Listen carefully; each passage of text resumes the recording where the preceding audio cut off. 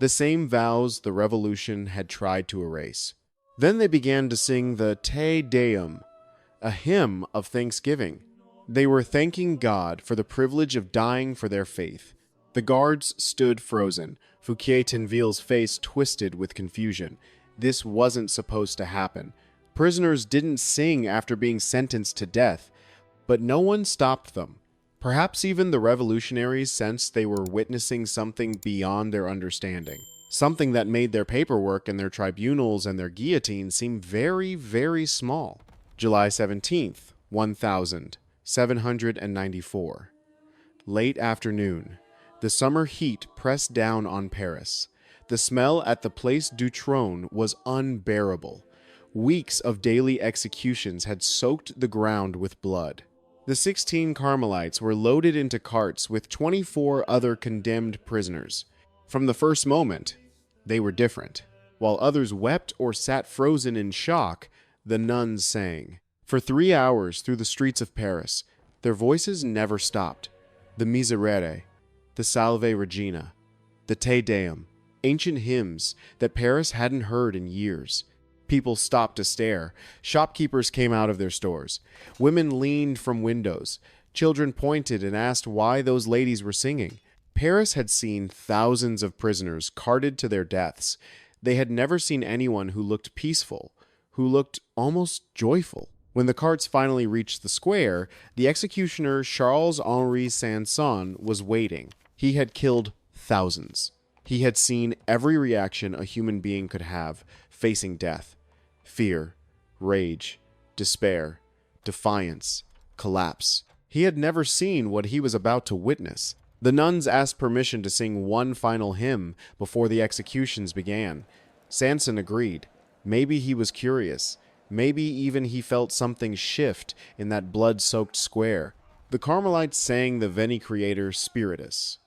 Come, Holy Spirit!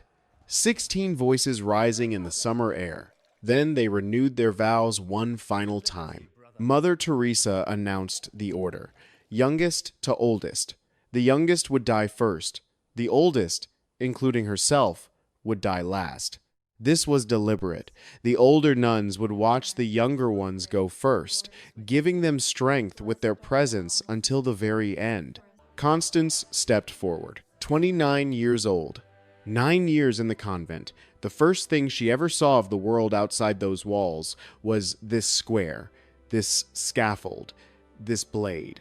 She walked to Mother Teresa and knelt before her one final time. Permission to die, Mother?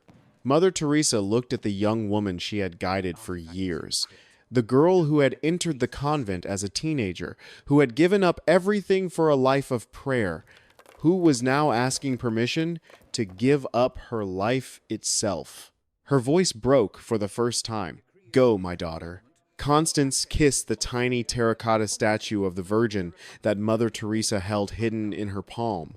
She stood, walked toward the scaffold. The executioner's assistants moved to help her up the steps. She waved them away. She didn't need help.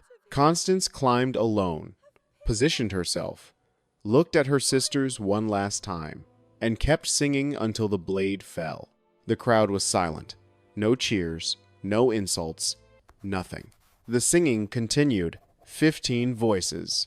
Sister St. Louis stepped forward, knelt. Permission to die, Mother? Kissed the statue, climbed alone. The blade fell. 14 voices. Sister Euphrasia, permission to die, Mother? 13 voices. One by one.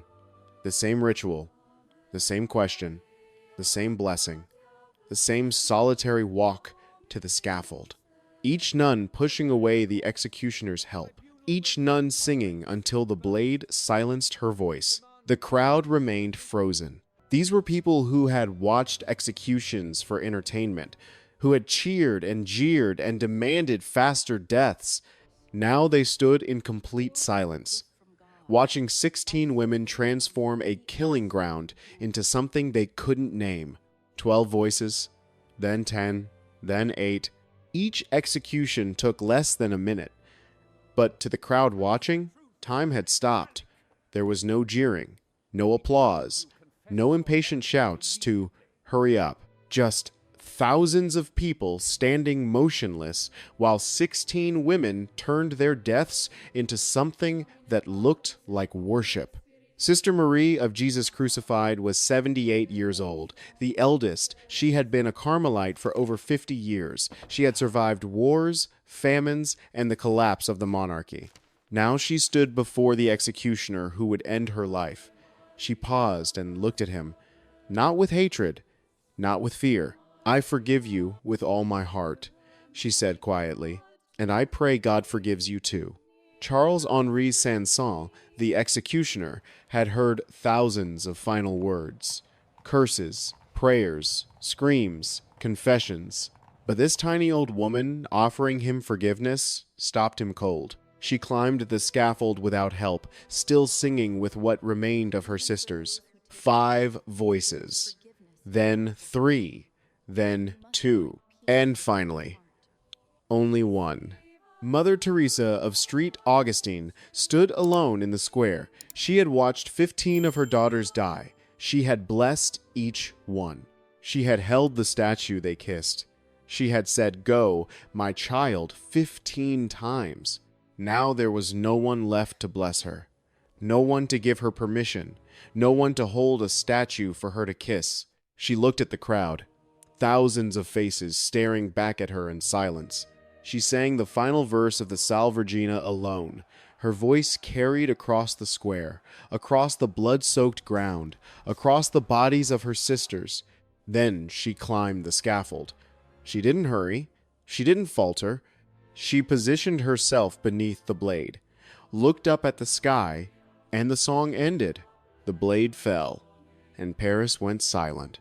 Witnesses later wrote that it was the most profound silence they had ever experienced. In a city that had grown used to death, that had normalized executions as public entertainment, 16 singing nuns had done something impossible. They had made Paris ashamed. 10 days later, on July 27th, 1794, Robespierre was arrested. His own allies turned against him. The architect of the terror, the man who had signed thousands of death warrants with a steady hand, suddenly found himself on the other side. The next day, July 28th, Maximilien Robespierre was dragged to the same scaffold where the Carmelites had sung. He did not sing. When the blade fell, witnesses say he screamed so loud it echoed across the square. The scream of a man who had sent thousands to death, but couldn't face his own with dignity. The reign of terror was over. Coincidence? The revolutionaries who survived said yes. Just politics, just timing. The death of 16 nuns had nothing to do with the fall of Robespierre. But the people who had stood in that square weren't so sure. Something had shifted on July 17th. The terror had fed on fear. And suddenly, 16 women had shown that fear could be defeated, that the guillotine only had power over the body, that you could take everything from someone and still not break them. The bodies of the 16 Carmelites were thrown into a mass grave at Picpus Cemetery, along with about 300 other victims of the terror. No markers, no ceremony, no prayers. But something had broken that afternoon. Something the revolution couldn't repair. For over a century, Rome said nothing official about the Carmelites. Some historians believe the church was ashamed of its inability to protect them. Others think the story was too politically dangerous. It wasn't until 1906 that Pope Pius X beatified the 16 martyrs, and only in December 2024, Pope Francis officially declared them saints. 230 years. That's how long it took for the church to officially recognize what the crowd in Paris understood in a single afternoon. There's a cemetery in Paris where the Carmelites are buried. Picpus. It's hidden behind walls, away from tourist maps. Inside, it's quiet. Trees. Grass. A small chapel with names inscribed on the wall. 300 names. Most of them forgotten, but 16 of those names still echo. Constance, Marie, Julie, Teresa, Women who chose death over betrayal, who answered terror with music, who showed a city drunk on blood what courage actually looked like. Every July 17th, a small group gathers at Picpus. They light candles, they pray, and they sing the same hymns that Constance and her sisters sang 230 years ago. 16 women who believed their sacrifice could stop a massacre. Were they right? Did their deaths end the terror? History can't prove it. But we know this. 10 days after they died, the architect of the terror died on the same scaffold. And 230 years later, people still remember the names of 16 singing nuns, while the names of their executioners have faded into nothing. Maybe that's the only answer that matters. Maybe the real victory isn't surviving. It's being remembered for what you refuse to surrender. If you want more stories from medieval and early modern history that reveal the truth behind the myths, subscribe to Medieval Survival right now. Hit that notification bell, because next time, I'm revealing another story of martyrdom that changed the course of history. Another group who faced death and transformed it into something the executioners never expected. The names are still carved in stone. The songs still echo. And we're going to make sure they're never forgotten.